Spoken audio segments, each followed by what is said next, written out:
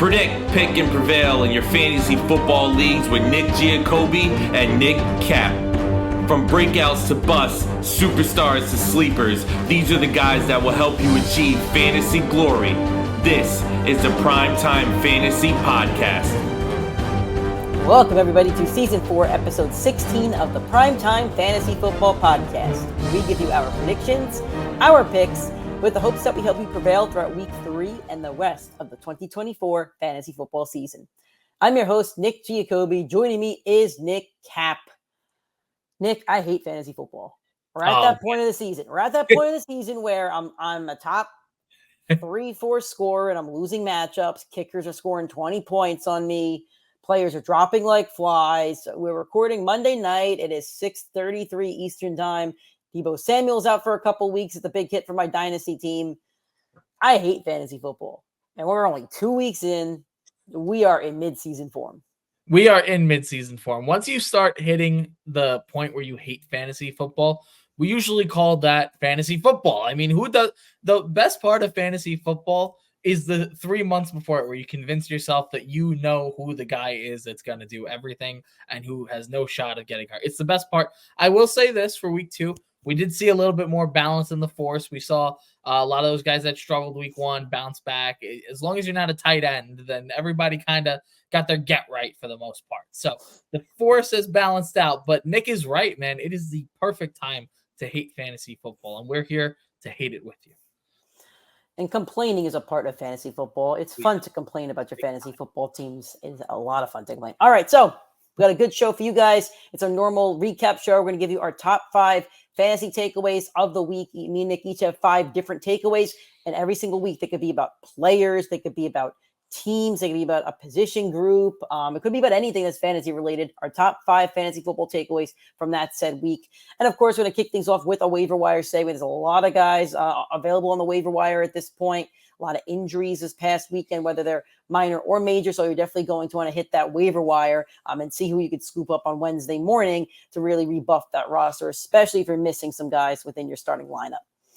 If this is your first time listening or watching the show, thank you so much. This is the Primetime Fantasy Football Podcast, available on all streaming platforms, plus our YouTube channel. We do a live show every single Sunday morning at 8:30 a.m. Eastern Time, available on our YouTube, Facebook, and Instagram to answer your fantasy football questions before kickoff. We got a lot of questions this past Sunday. It was a lot of fun. I think we helped a lot of people out. I told a lot of you to play Chris Godwin against those Lions who have a very bad secondary, and these are wide receiver 1 on the season. So a lot of takes that me and Nick got right. I'm sure we got some stuff wrong as well, but we're not keeping count.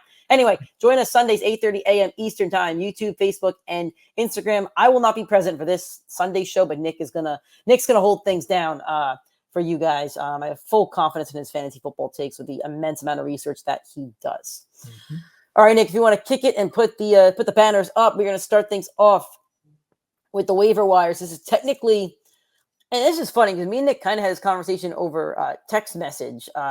It's technically waiver wire week 3, although week 2 just finished. It's technically waiver wire for week 3, and depending on the show or platform that you look at, but like ESPN calls it, waiver wire week 3. So waiver wire week 3, we're going to give you some guys in each position and defenses to help you win your week 3 and to again bolster up that roster a little bit. So quarterbacks. Quarterback 2 in the season, Derek Carr is only owned in 10% of fantasy football leagues. Geno Smith is only owned in 16% of fantasy football leagues, and Sam Darnold is only owned in 6% of fantasy football leagues. Good opportunities to replace guys like Jordan Love, who's still going to be out for a couple weeks. Tua Tagovailoa, don't know what his situation is. At this point, I'm not sure Matt Stafford's really rosterable, Nick. We haven't actually talked about that, but I'm not sure how rosterable Stafford is with all the injuries on that team. So anyway, who do you like out of this list? I can't believe I'm saying this because to me it doesn't make any sense to have like I think if you told anybody before the season that 2 of these 3 names outside of Geno should be rosterable and played in fantasy weeks, you'd be like, what the hell? But the fact is, Derek Carr, QB2 on the season, like Nick mentioned, going up against the Eagles, who we'll see them tonight. I'm sure you guys will have seen them go up against Atlanta. Atlanta's not really we hyped them up, but Kirk Cousins has not been that great in week 1, could not move as well as Carr can move. But this offensive line for the Saints has been great. The strength of the Eagles defense is that defensive line, and that secondary is still young, and Vic Fangio is getting in there, getting those reps for those guys and going to work them in. And I think it'll work out later on in the season. But right now, that defense is not great. That secondary is not great. So for me, I am going to say Derek Carr up against the Eagles in a short week. He is the quarterback that I would like to target on this waiver wire. My guy Geno Smith didn't write back. He's the quarterback 8 on the season right now, and I don't think he's really fully gotten unleashed yet. The Seahawks are still playing very conservative football, but I think Geno Smith's another guy that you can target. He has the Miami Dolphins this week. Dolphins let up a lot of points to Josh Allen. They let up a good chunk to Trevor Lawrence, who we need to have a conversation about Trevor from a football and fantasy standpoint. He hasn't won a football game since Thanksgiving. He's been very, very bad. But, I mean, look at this. I mean, the guys that are available, the 3 we just named, Derek Carr's quarterback 2, Sam Darnold is quarterback 9, and Geno's quarterback 8 in that order. And if Baker is for some reason available on your waiver wire, he should be your number 1 priority, but we only give you guys who are owned in less than 50% of fantasy football leagues. Then we're looking at 11 and 20. I mean, Patrick Mahomes is only quarterback 11. Joe Burrow's quarterback 17. I mentioned Trevor's quarterback 20. Like, Goff is 23. Herbert 24. So, I think it's worth picking up one of these guys and really playing the matchups because the quarterback position is a little bit different this year. You know, it feels like sure. so. All right. Moving on to the, let's see who Nick has next. He has the running backs, a lot of running backs here. We have Braylon Allen from the Jets, owned in 8% of leagues. Dante Foreman on the Browns, owned in 2% of leagues. Carson Steele on the Chiefs, owned in 1% of leagues, and a lump in Kareem Hunt there, also owned in 1% of leagues, who is visiting with the Chiefs tomorrow. Obviously, he's played in the Andy Reid system and teams before, but a little bit older. Bucky Irving, a guy that I've been really pounding his desk for, is only owned in 30% of leagues. That should really change as soon as possible. But I do think that Rachaad White is playing next week, if not the week after. Ty Chandler owned in 30% of leagues. Ray Davis owned in 15% of leagues. So lots of running backs here, Nick. We got 7 of them. Who are the top 3 that you would like to target? So we'll keep it simple. I'll give you one if you're looking for the long-term season play, and I'll give you the one where it's this week I need the play. If you're going for 1 week, they're plug and play, your running back got hurt, you need some depth, it's either Kareem Hunt or Carson Steele. If Kareem Hunt gets signed by the Chiefs, plug him in. Say what you want. He might not going to learn the system. Yes, he will. He'll be fine. He's been with Andy Reid before, like Nick mentioned. He'll be short in those running games. He's going to be that check down running back for Mahomes, which he likes to do. He likes to do with Pacheco, Clyde, all the running backs that really have rotated there in Kansas City. They've all benefited from the passing game. So Kareem Hunt definitely hits there. If they do not sign Kareem Hunt, and they push it off, it's Carson Steele. 7 carries, 24 yards. Not great efficiency, but the Bengals did play really well against Pacheco as well in the running game. So I would expect that Carson Steele will be a little bit better. Clyde still dealing with the PTSD, probably not going to get out on that field. He actually might be on the IR from it, I believe. So he's definitely not going to have a shot to be out there. Carson Steele would be the next man up if they don't sign him. I want to give my quick take on the Chiefs situation. I think you probably have to target one of them. However, how comfortable are you playing? Even if you're a Pacheco owner, let's say if all 3, because P-Ryan's in there as well. Who do you play? I don't think it's a bell cow situation. They like Pacheco. Pacheco will be back in 6 to 8 weeks, looks like. So you're looking at somewhere between week 8 and 10. I don't know when their bye is. That'd be really helpful on my hand. But I'm not sure which one of these guys I'd even want to play on a week-to-week basis. And I think that Pacheco, I don't think any of these guys are going to actually eat into Pacheco's workload. So I think you're renting a guy for the next 6 weeks, which is helpful. They can get you some wins, obviously, and you could play keep away from whoever has Pacheco. But I do have concerns about the overall backfield situation over there. No, that's fine. I think that's fair. I'm just saying if you got to shoot your shot for the 1 week. Sure. I mean, maybe if you didn't want to go that route, Dante Foreman did get a lot of carries in this game, so maybe that's the pivot. Or Ty Chandler, who I think is going to lap Aaron Jones at some point this year. If I'm looking at the long-term play, I love Nick's opinion on Bucky Irving. I think he looks really good. But I'm going to go for Braylon Allen, and it's not just the Jets fan in me. He lined up a lot in the slot and was in motion a ton. He's the youngest player in NFL history to have a receiving and a rushing touchdown in the same game. He's only 20 years old, which is crazy. Nick and I are 5 years older than him, which is kind of nuts. but he was getting a lot more usage. And the concerns from week 1 against the Niners was he only had 1 carry in the game, and he only played 1 snap without Breece Hall in there. But clearly the offense was stagnant, and they looked to make some changes, and it did work out for the better for them. So I do think Braylon Allen is going to continue to see workload across the season. And even though you might see him as a running back, see him more like a slot receiver or somebody that you can plug in at running back, which is a good opportunity for him. He's been in motion. He is going to get some more touches as the season progresses. So I do think week to week, he's more likely to be played and does present upside. If Breece Hall goes down, Braylon Allen's probably looking at a 70-80% timeshare for him to already be intruding on Breece's workload. All right, moving on to the wide receivers. We have Alec Pierce owned in 14% of leagues. Quentin Johnson can actually catch balls. He had 2 touchdowns, owned in 7% of leagues. Demarcus Robinson owned in 33% of leagues, and Romeo Doubs owned in 30%. I think Quentin Johnson really jumps out here. I don't think we know who the number 1 receiver is for the Chargers, but if he's catching touchdowns, and that's building not just a rapport with Herbert, but confidence with Herbert, both as a receiver, his own confidence, and Herbert's confidence in getting him the football. He had a lot of drops last year. So as a dynasty owner, I'm not sure how excited I should be, but it is very welcoming to know that Herbert's trusting him, and they're earning trust together. And I think that might be my number 1 waiver play on the week, is getting a chance at getting the Chargers' number 1 receiving option. Palmer doesn't look like it. Palmer looks fine. It could be Ladd, but you don't know. So I think that would be my number. I think I'd rather take him over all the other running backs, because I think that could be a long-term play. I agree with that. I think that the receiver room this week is a lot stronger, and I think it's the better pickup. It'd be my waiver priority. I agree with Nick. I'd go Quentin Johnson. I like the situation. They didn't have to pass much, but Quentin Johnson was the leader in the clubhouse for snaps at the wide receiver position, which is surprising because usually you see it from the slot guy, and that's McConkey. So I think he had the most targets too. Yep. And then Josh Palmer was a little dinged up during the week, so they did pull him pretty early from the game, which is why you didn't see as much of the snap share. But Quentin Johnson's the outside guy. He looked pretty good with Herbert. It was probably his best game as a pro. The other guy I really like is Alec Pierce. I think the Colts are going to be behind in a lot of games this year, and he's out targeting. He's been out targeting Michael Pittman so far this year. So, and that's 2 straight games where he did it. So for me, I think Alec Pierce is a sneaky good ad, and I think, like I mentioned, game script should be good. Anthony Richardson's been airing it out, and it has been going to Pierce. Pierce has been down the field. Michael Pittman's been the short, reliable guy, but Pierce is getting the target share. So to me, we've been talking about Pierce, I feel like, for 3 years now on the waiver wire, and his name keeps popping up. I'm going to take the shot with AR here. All right, moving on to tight end. So I saw today Kevin Stefanski said that David Njoku might play this week. I also saw that what's his name on the Cowboys? Just slipping my mind here.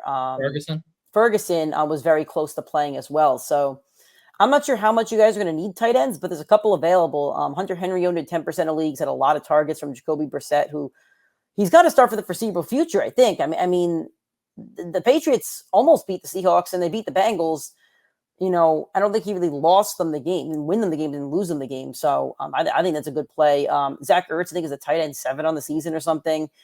We do have Luke Shoemaker here, but I'll be a bit hesitant to pick him up knowing that, Ferguson's close to coming back. And then Mike Gesicki got a good chunk of targets from Joey B. But again, T. Higgins probably coming back sooner rather than later as well. So the guy that I like here is Hunter Henry. The rest of them, it's the annual Hunter Henry is a waiver wire tight end week. Happens every year where we pick him up and then we kind of fluctuate. I'm going to go to Mike Gesicki.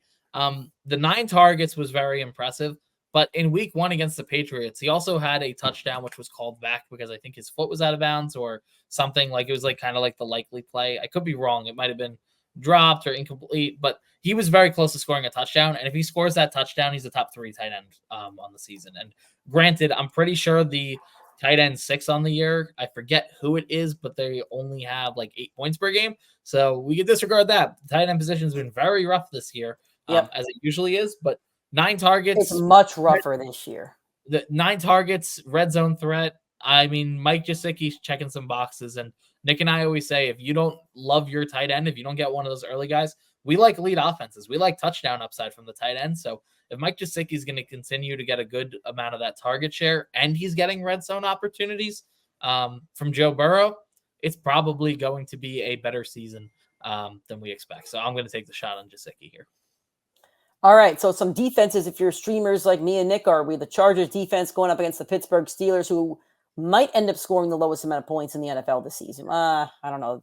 There's some other really bad teams. Carolina, I don't know. Yeah, there's some really bad teams. All right, Tampa Bay Buccaneers going up against the Denver Broncos. The Green Bay Packers going up against the Tennessee Titans.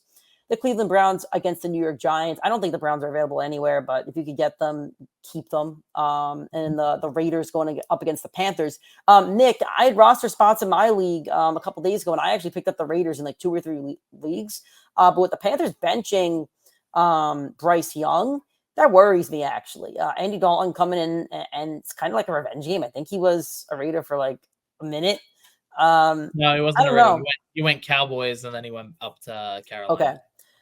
That worries me a little bit. That's just like, I don't know, that seems funky to me. Kind of like Malik Willis coming in for the Packers. Like, I think I'm off. Like, if you guys want to play the Raiders, it's fine, but I think I'm actually off on the Raider defense. I think that's a little bit too funky for me to mess with. If there's Bryce Young, though, that might be my favorite play of the week. Oh, 100%. I agree with that entirely. I think people are going to get baited into taking the Raiders defense. I don't think the Raiders defense outside of that front defensive line is very good. And every single backup quarterback, I gotta learn what the number is, and hopefully I can share it on the Sunday live show, 8:30 a.m. Eastern Standard. Quick plug. Every time a backup quarterback comes in their first week, I feel like they always cover the spread. Like, they are constantly always competing, and it's mostly because there's not a lot of film on them. Granted, there's a lot more tape on Andy Dalton in his career, but I don't know, man. I really like the opportunity that he's got here. So I would fade away from the Raiders. There were a lot of teams that did drop the Browns after that Cowboys performance. They didn't want to play them against the Jacksonville either. So if the Browns are available, that is definitely the play.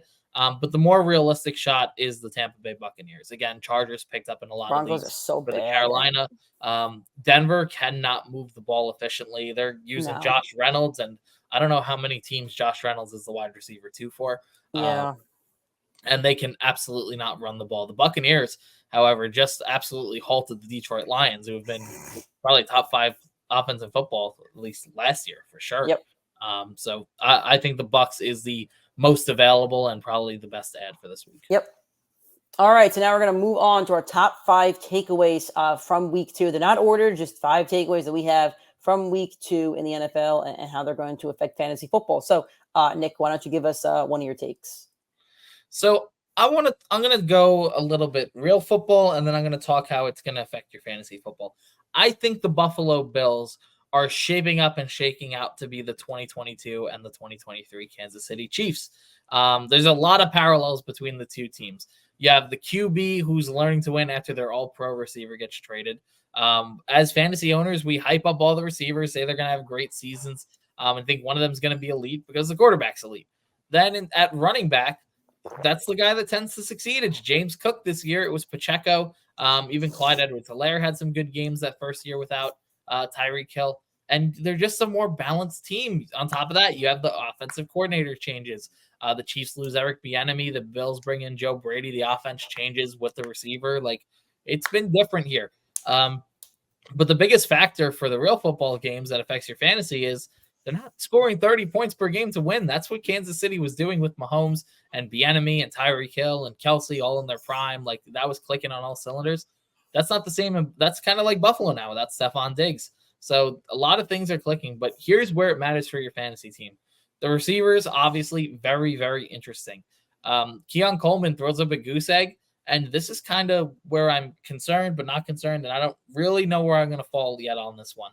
He played 100% of the snaps, so he got the snap share, but to only have one target with it in a game where he had he played only 41 offensive snaps, so not a ton of opportunity, but one target in that game. Don't really love it. And I'm concerned that we're going to kind of do the Sky Moore, Kadarius Toney, Juju, McCole Hardman, MVS, where we said, oh man, Patrick Mahomes is elite. Josh Allen's elite. They're going to break out because they need a new wide receiver 1. Is that going to be the case? I hope not. I hope he's more the Rashee Rice and he's the explosive guy. But I don't really love it. And then you look at the rest of the receiver room. Mac Hollins, second most snaps at receiver, 32. Khalil Shakir, 31, got some of the best usage out of the receiving room. So if there's one I'm most confident in, it's actually probably Shakir at this point, because he's had the safest workload. And even though he doesn't have the most snaps like Keon Coleman, he's been getting a ton of workload in the slot. So that's kind of where I'm starting to lean. But I don't think any of these guys are going to be the league winner that we kind of hoped and projected them out to be.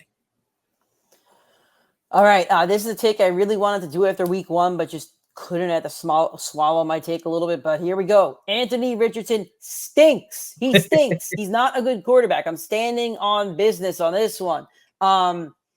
Not only is that a good quarterback, he's just not good for your fantasy teams unless you have Anthony Richardson. But even this time, he only scored 12.9 points, quarterback 19 on the week, lost me both of my parlays. Thanks a lot for that one.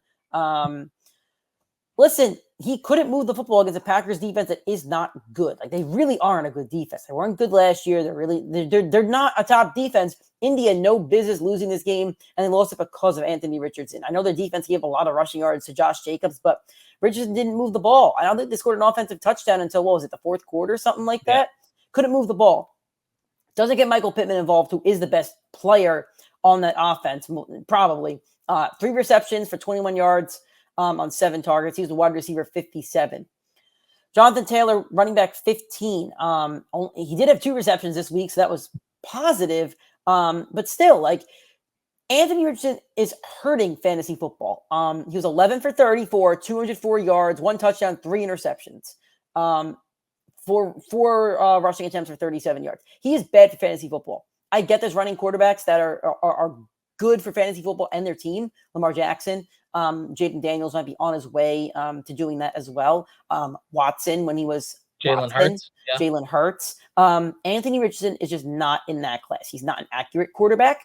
Just because you have a cannon and can throw the ball far doesn't mean anything. Because if there's a good DB on your receiver, guess what? Your receiver isn't going to be the one catching the football. I'm going to keep smashing this take. I think the rushing is going to help him, but I don't think Anthony Richardson is a long-term savior. So maybe this year, like, he racks up a lot of rushing yards and helps your team out. I didn't mention Kyler, who's quarterback 3 on the season. I don't think Richardson is any better than any of those rushing quarterbacks, that I named. I think they're better ball throwers than Richardson. I agree. You're number 2. Again, it's not a 1 to 5. I want to reiterate that, but I'm gonna just order it. I'm a little bit torn on one of my guys, so not my fantasy my guy, but my actual my guy, Garrett Wilson. I part of me thinks he's a big buy low, and it's because, and especially in Dynasty, because there's always a shot he gets moved if he wants the $45 million contract. But for this year, I mean, he's not seen the target share that he saw in his first 2 seasons. His first 2 years, he was the most targeted receiver in NFL history through 2 seasons. So he was getting the workload, but it's just not happening as much this year. And part of me thinks it's because of the matchups. He struggled in San Fran against Charvarius Ward, very hard name to say. And then L'Jarius Sneed, who I was kind of skeptical about Garrett Wilson going up against in Tennessee. And both those defenses, they looked great against Tennessee. Looked great for 2 weeks. San Fran, not so much last week with that Jefferson 97-yard touchdown. But the receiving core just isn't good. And for me, if I'm looking at a receiving core that's not great, and I know Garrett Wilson's the clear one, I'm wondering why he's not getting to that double-digit target mark. The next few games are tough. I mean, Christian Gonzalez is a good corner, but DK just absolutely torched him. I think he was the receiver 2 on the week. Then he follows it up with Patrick Surtain, who's been shadowing and shut down DK and shut down George Pickens last week. So the next 2 weeks are going to be kind of a test. He's going to have the short week on Thursday for Christian Gonzalez. Hopefully he can step up for that one and get more of that target share and more of that line work and be that first-round pick, which is where he was going. But we might see some struggles against Patrick Surtain. So I think you have an opportunity to sell high if you're not all the way in on him, if you felt like he was the last guy in your top tier after this week against Gonzalez. But if you want to trade low on him, I'd probably wait another 2 weeks. But my takeaway just kind of is, like, he deserves more of that target share on that team. And I'm just wondering why it's not happening for fantasy. We know why, because it's Nat Hackett, but we know that he should be getting it. All right. Year two receivers had an excellent week too, and there might be some breakouts here that we want to talk about. So for my Seahawks, one of my guys, Jackson Smith and Jigba, who the knock on him last year was never that he wasn't talented, because when he was on the field, he did look talented. Didn't drop a lot of balls, seemed like he ran good routes, but was behind Tyler Lockett, who still is Mr. Reliable, and DK Metcalf, who's the alpha over there. This week, he left Tyler Lockett. JSN had a team high 17 targets, a career high. 16 targets, both a career high and a team high for this week. 12 receptions for 117 yards, 23.7 fantasy points. He's the wide receiver 6. He also dropped 2 balls, one of them a big third down that Geno really put on him. So his game could have been a little bit better even. DK had a good game too. He's 10 for 129. Geno had a great game, 327 and 1 touchdown. Geno looks really efficient this year. I don't think enough people are talking about Geno Smith, and I know that's a Seahawks fan in me, but he is playing really good football. I know the stats aren't going to show it. He's not going to throw for 40 touchdowns. He's not going to throw for 4,000 yards. But he's a very efficient quarterback. He's, for the most part, he's playing mistake-free football, and he's doing it behind an offensive line that's already surrendered the most pressures in the league. And JSN's becoming a very trusted option for Geno Smith. They're running a lot of 3 wide receiver sets. I don't know how trustable he is, but I think you need to look at the next few weeks, and I think the breakout could be here. I think this might be the last year for Tyler Lockett as a Seahawk, at least as the wide receiver too. Yeah. Next up, we have Quentin Johnson, 5 receptions for 51 yards and 2 touchdowns. He did have 6 targets. He led the team, 22.1 fantasy points. He's the wide receiver 11 on the week. Can't really ask for much more than that. Harbaugh's playing a very conservative football style, where he just wants to run the football and play defense. Kind of exactly what what he did in college. But at the same time, this is where the league is shifting, Nick. I'm not sure if you're seeing the trends, but in the last few years, the points are going down. Mm-hmm. And it's actually making me really thrilled that the Seahawks put on Mike McDonald and didn't get the guy from the Lions, the OC, who I still think is a very good. I still think he's a very good candidate, but I think with the way the league is trending, I mean, look at the way that Kansas City's playing. As great as Mahomes is, obviously having Mahomes, is a slam dunk. The defense won them the championship last year. As good as Mahomes is, and he had to make his plays, that defense was great. So, when the Bengals and Joe Burrow made their run, it was the defense. So with that said, Quentin Johnson made the most of his opportunities, and hopefully that continues to flourish. And I think he has an opportunity to be the wide receiver 1 on that team. Zay Flowers looks excellent so far. 7 for 91 and a touchdown on 11 targets, led the team, 22.1, wide receiver 11, tied with Quentin Johnson. I think he's set up for a big year. I think Lamar trusts him. I think Lamar likes him. If you have him in Dynasty, I think he's a great piece. I can't rave about him enough, but I think all 3 of these wide receiver 2s or second-year wide receivers could really be set up, not just for big seasons, but I mean, Johnson's with still a young quarterback. Zay Flowers with a fairly, I wouldn't say young, but in his prime. And Geno might be hitting his prime. I know he is older, but he didn't start a lot of those years. He hasn't taken all those hits, and he's kept his body in really good shape. So I don't think Geno has 10 years left in him, but he might have 5. Yeah. His only real injury has been getting clocked by a Jets linebacker when he was on the team. That's about it. He's been healthy. He's taking care of it. He claims that he thinks he could play like another 10 years, then he's hitting his prime. I don't believe all that, but he looks great. He looks great. He looks great. Can't knock him for it. He looks very efficient, and that's all you could really ask for. Sure. All right, your third take. So I'm a little concerned about the Lions offense. Not mostly for fantasy. I mean, they look terrible in this game, and I don't want to overreact, but when you take 3, I don't think they look great against the Rams either. I'm sorry to cut you off. I don't think it was just this game. They weren't really rolling against the Rams either. I mean, Amon-Ra and Laporta both had pretty bad games. The running game was good because Dan Campbell basically just said, "F you, I'm just running it down your throat in the fourth quarter." Yeah, and listen, I totally. And part of that was a little bit more. Rams had the ball for a lot of the game, and they dominated time possession. I think the Rams had over 80 plays. But the Lions did that this week. The Lions had 82 plays in the game. Goff had 55 passing attempts, 27 total rushing attempts.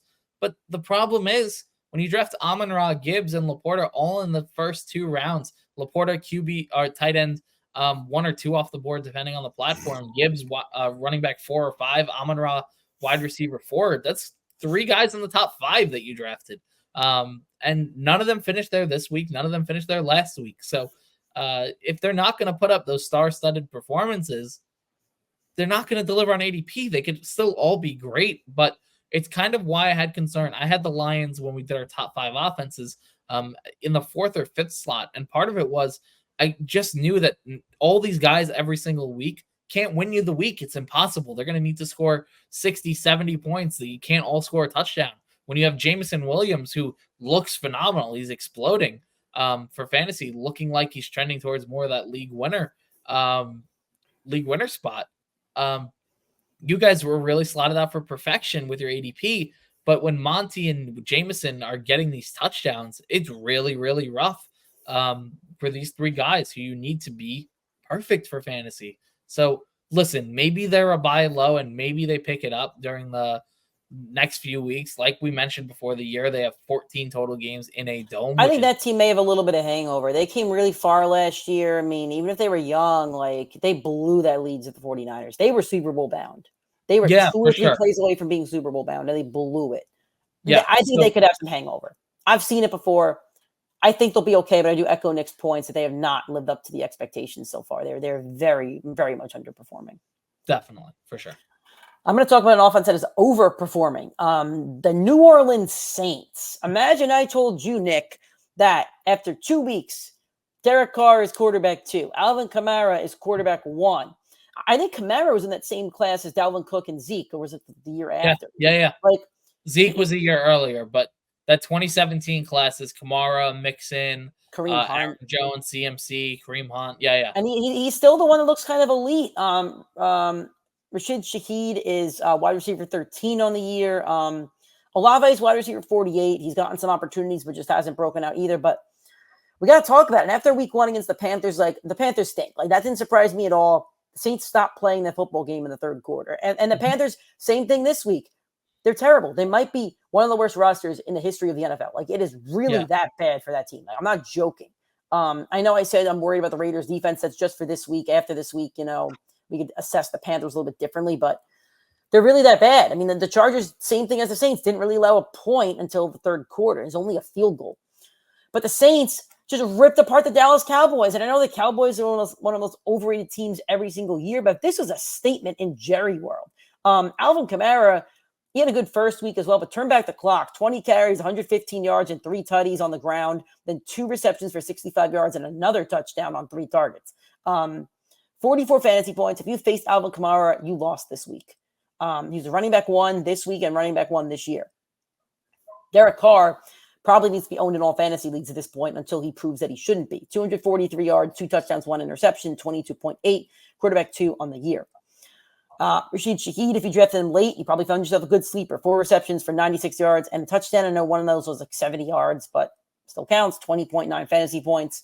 And then there's Chris Olave, who I'm very disappointed in as my dynasty guy, but I hope he does bounce back. 4 receptions for 81 yards on 6 targets. That did lead the team for 12.8 fantasy points. He should have had a touchdown. He was just positioned the wrong way. Like his back was to the pylon. And then I think Derek Carr scored the touchdown either. So, moral of the story is you have to start playing your Saints like every single week until they prove you wrong. And that day will probably come. But at this point, they all need to be locked to your lineups. And I think Alvin Kamara might be the steal of the draft. He was going like 3rd or 4th round. But if this is how he's going to play, like if Kamara's a top 5 back, I think he is the steal of the draft. And we'll see how that goes after that. I'm going to switch it up, and I'm going to say who I actually think is the steal of the draft at the running back position. J.K. Dobbins. I mean, where did he get this bounce back from? We've never seen a running back return from an Achilles injury and be this explosive, especially a young guy that's been hurt this much. But he is turning into the league winner. After a great week 1 where we all kind of were hoping for the best for him, he turned into the starter. He got the 1st down and 2nd down reps instead of Gus Edwards. Looked really good. Jim Harbaugh's been raving about him this whole time. And through 2 games, 27 carries, 266 yards, 2 touchdowns, RB3 on the season for a guy you drafted in the 13th or 14th round. So, listen, I think he's phenomenal. I think he got a little bit lucky with 2 matchups, but he's doing what he needs to do with this opportunity. The next 2 games going to be a little bit tougher. We're going to get a little bit more of a test. We got the Steelers and the Chiefs. But listen, he's been executing. And Nick, I'm going to ask you a couple quick questions because Yeah, let's do I it. started thinking about where would I really put J.K. Dobbins rest of season. So I got 4 players here. I want you to tell me who would you rather have rest of season based off what Sure. you think. J.K. Dobbins, or we're going to go for one of your guys, Brian Robinson. Robinson. Okay. Would you rather have J.K. Dobbins or Aaron Jones? Dobbins. Dobbins or Tony Pollard? Give me Mr. Breakaway Speed. Breakaway Speed? All right. And I think I have one where I think I know where you're going to go, but I'm going to go contrary. I'm not saying I would make this trade, but based off what we're seeing on the field, I would take J.K. Dobbins over this guy. Would you rather have J.K. Dobbins or Jonathan Taylor? I can't answer that question after 2 weeks. But I will say Taylor's more talented and a better back who's in a 100%. worse situation. And if you flip the two, Taylor might win the MVP with John Harbaugh. Like 100%. literally, he might go for 2,000 yards and break every record if he had Harbaugh as his coach. No question about that. But this is fantasy. I do respect what you're saying, but I need to see a little bit. I need to see 3 more weeks because Taylor is one of those guys that should be utilized, and if he's not, then there's a problem with the head coach at that point. No, I agree, but this is where and it's not my hot take. I'm not saying I'm definitely take J.K. Dobbins, but I don't think that they're far apart. I think if we did tier-based drafting and put rankings on these guys, I think J.K. Dobbins is going in the 2nd, 3rd round. If you were to redraft this week, I mean, the Chargers' offensive line has been one of the best in football. The Colts is not. The Colts are not passing the ball to the running back. J.K. is not getting a ton of work in the passing game, but once the game script starts calling for it, you'd have to imagine he gets more of that workload. So yeah, I'm just saying J.K. Dobbins is trending a lot more towards a league winner and a guy that next year, if they don't try and fill it in the draft room, because J.K. Dobbins is still young, like he's going to wind up as a top 4 round pick at this pace. I mean, I'm not saying he'd finish as top 5, but he'd be a lock for top 24 at this point, maybe top 12. Yep, totally agree. All right. I have here that the Packers offense and the receivers, they are unplayable until Jordan Love comes back and is healthy. Unplayable. And this was an issue before Love got hurt. We didn't know how this offense was going to shake out. You could listen to any fantasy show, whether it was us, Matthew Berry, fantasy pros, fantasy footballers. Everybody had a different Packers receiver that they liked. I'm sure you heard the takes too. This was not like a consensus kind of thing. Yeah. And if you drafted on Sleeper or ESPN or Yahoo, they were all ranked differently because of this reason. So now, no Jordan Love. We have Jaden Reed only at 6.6 fantasy points, 2 receptions for 9 yards on 2 targets. Romeo Doubs had 9.2 fantasy points, 3 receptions, 62 yards on 3 targets. Dontavian Wicks had 11.6 fantasy points, 3 receptions, 26 yards, and a touchdown on 4 targets. Then there's Christian Watson, who was not hurt. He was on the field and had a goose egg. You can't play any of these guys comfortably right now, unless you're maybe in like a 14-person league and have to. I think there's a lot of waiver wire players that you could go pick up right now and play over any of those Packers receivers, because there's no alpha dog over there. It's not like the Vikings where Sam Darnold can just throw it up to Justin Jefferson, who is the best wide receiver in the league still. They don't have that. None of these guys are that. They're a bunch of B-level receivers. There is no A. And I think it's just going to be the Josh Jacobs show until Love not just gets back, but is healthy. Yeah, listen, we said it on the Sunday Live. We didn't trust any of them with Malik Willis. The one thing we said that Malik Willis was great at in Tennessee was turning around and handing the ball to Derrick Henry. And you know what? Derrick Henry didn't catch a lot of balls. Jacobs caught none, but he still finished with 15 fantasy points. Why? I think you were all over Jacobs. I don't think he was on your all boom, but I think on the live show, at least, you were all over 100%. Jacobs. And listen, it's because the game script worked. He had 32 carries for 151 yards, no touchdown, no receptions. Like, that's all that they needed to do in this game. And I agree with Nick. I don't think you could start any of them. All right, your last take for week 5. I mean, listen, we would be remiss if we did not talk about the rookie receivers. And we know the 2. First off, I'm going to start by saying this. Nick, I actually posed this question to Nick, to my brother. It was a funny clip that I saw on another fantasy show that I enjoyed, where it said, if you were the Marvin Harrison Jr. owner and you were offered Malik Neighbors straight up for Marvin Harrison, would you take that deal after week 1? And we said, and a lot of people were like, probably, maybe not. Like, it was really contradictory. We said, the Cardinals offense is elite.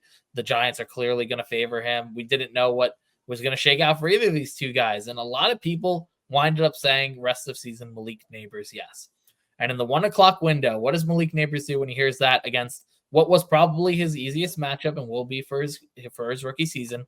Follows it up with 18 targets, 10 catches, 127 yards, and a touchdown. Good for him. Great week. No problem. Marvin Harrison looked at that and said, hold my beer. Went in the first and second quarter. 4 catches, 130 yards, 2 touchdowns, had 2 touchdowns called away. He was on pace for the best rookie wide receiver performance in NFL history. Breaking a ton of records. He is the first rookie receiver with that many yards and multiple touchdowns in the first half of a NFL game. He looked electric and unstoppable. And listen, the rookies, man, we told you, temper your expectations.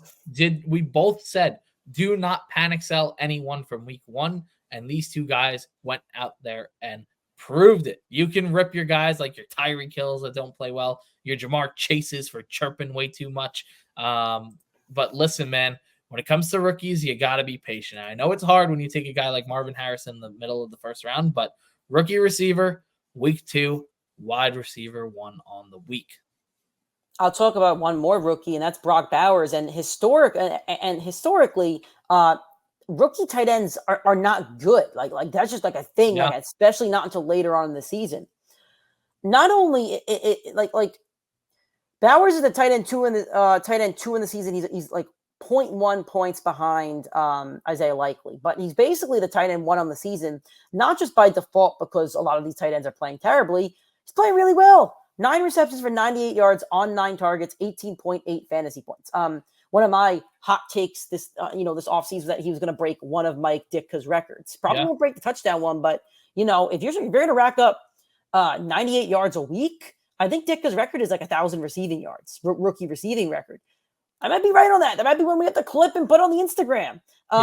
But he's the real deal. And Devontae Adams had 9 receptions for 110 yards on 12 targets. So Adams is still the guy over there, but Minshew's finding him. He's slinging it. And I don't think that's going to change. I don't think it's a fluke at all. Like the Ravens defense is pretty legit. I mean, they took away Travis Kelce week 1. They didn't take away Adams or Bowers. And then obviously the first week against the Chargers, like Derwin James, it's a tough matchup. So, I mean, and Harbaugh's a really good defensive coordinator. I'm sure he was watching Bowers. I mean, he had a chance to face Bowers at some point in the college football playoff. Didn't happen, but still, like, he knows. So I'm really impressed. And I did not get Bowers anywhere because I drafted my tight ends early for the most part, but he was a guy I was targeting in my mock draft. So I'll chalk this up as a win for the pod for the offseason. And good on him. That's all I can really say. So with that said, that is our show that's dropping on Tuesday. I'm recording Monday night, but that is our first show heading into week 3. Hopefully you enjoyed us and let us know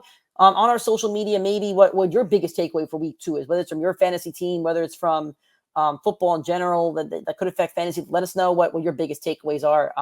Make sure to set those waiver wires before Wednesday. So hopefully you support the show. Keep supporting the show. You can follow us everywhere on social media. Instagram is PrimeTime Fantasy Football Pod, and Twitter is PrimeTime FF Pod. The Facebook is PrimeTime Fantasy Podcast. You can watch that live show on Sunday mornings at 8:30 Eastern Time over on YouTube, Facebook, or Instagram.